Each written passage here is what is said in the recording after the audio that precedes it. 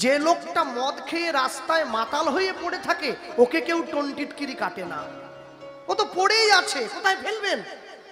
যে মানুষটা জপের মালা হাতে নিয়ে, কপালে স্বরূপ নিয়ে, গলায় তুলসীর মালা নিয়ে পথ দিয়ে হেঁটে যায় তাকে সবাই টোন কাটে কেন বলুন তো?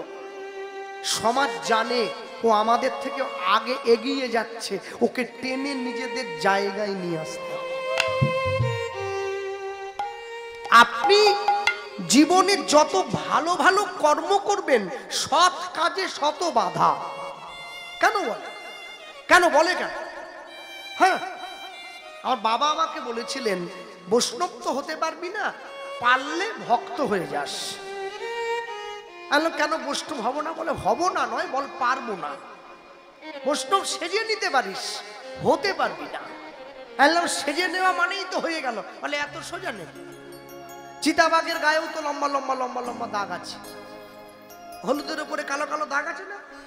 চিতাবাঘ তো গোটা গায়ে তিলক করে আছে, গোটা গায়ে দাগ। চিতাবাঘ কি বৈষ্ণব?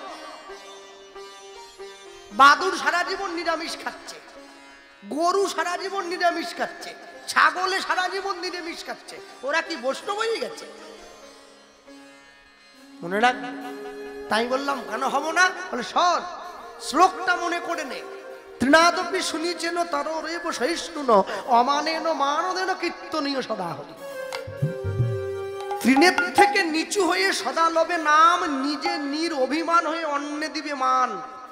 কাটিলেও তরু যেমন কিছু না বলয়, সেই মতো বৈষ্ণব কারে কিছু না কহিবে, অযাচক বৃত্তি সদা গ্রহণ করিবে। বল পারবি?